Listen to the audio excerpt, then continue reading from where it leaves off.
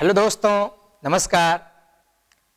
मैं रमेश कुमार आप लोग के बीच अपना यूट्यूब चैनल हिंदी संस्कृत की पाठशाला के साथ उपस्थित हूं। तो आइए हम लोग आज संज्ञा के बारे में जानेंगे। पिछले क्लास में हम लोग शब्द पढ़े, उससे पहले वर्ण पढ़े थे। तो मैंने बतलाया था कि वर्णों का समूह शब्द होता है। तो दुनिया में बहुत सारे शब्द हैं जिसका प्रकार मैंने पिछले क्लास में आप लोग को बतलाया। तो आइए शब्द के बाद हम लोग पढ़ेंगे संज्ञा।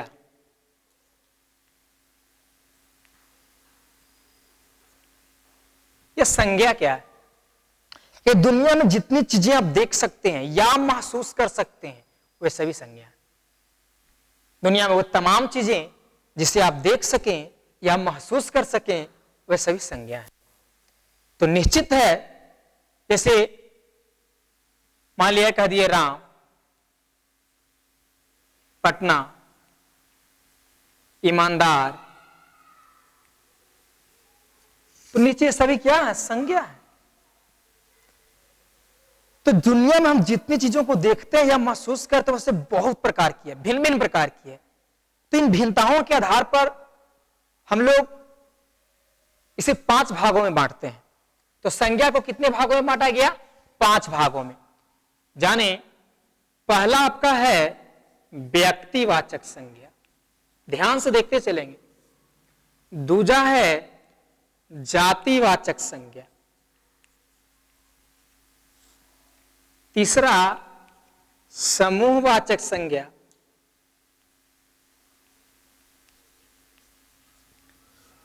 चौथा भाववाचक संज्ञा। और 5वां द्रव्यवाचक संज्ञा।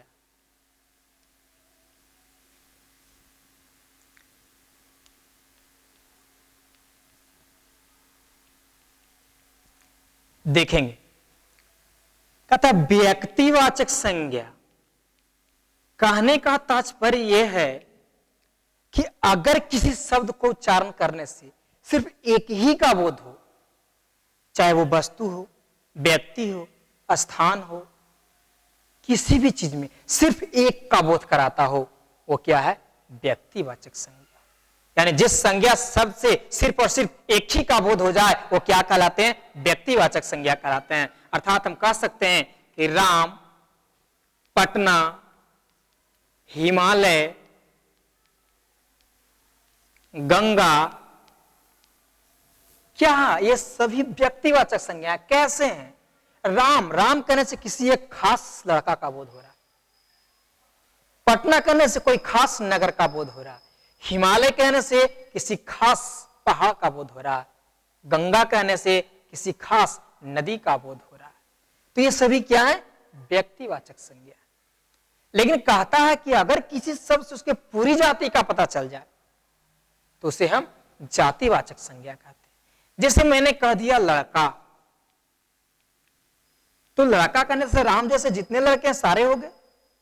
लड़का कहने जितना लड़का जाति का पूरा का बोध हो गया, तो क्या हो गए? जातिवाचक हो गए। मैंने कह दिया नगर, तो पटना, गया जैसे अनेकों नगर आ गए, तो ये जाति का बोध करा दिया। नगर कहने से जितने नगर हैं सारे का बोध हो गया। मैंने कह दिया पहाड़, पहाड़ कहने से जितने पहाड़ हैं सारे का बोध हो गया। Himalaya, Kanchenjunga, Everest, Darwin Austin, कुछ भी, सारे का बोध हो गया।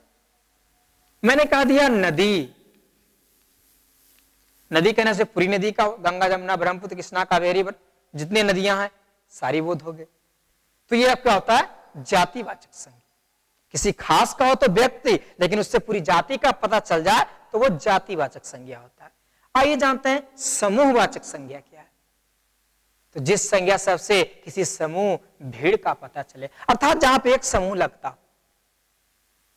वो क्या है? समूहवाचक संज्ञा। और ऐसे भीड़ कहां कहां लग सकते हैं?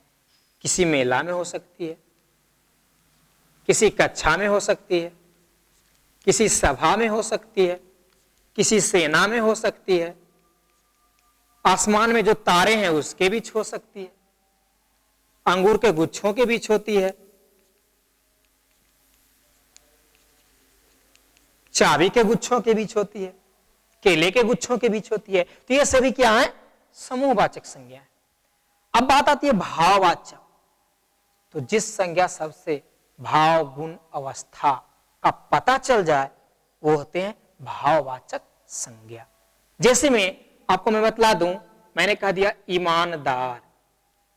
ईमानदार कहने से गुण का पता चलता है। बेईमान, बेईमान कहने से एक अवगुण का पता चलता है।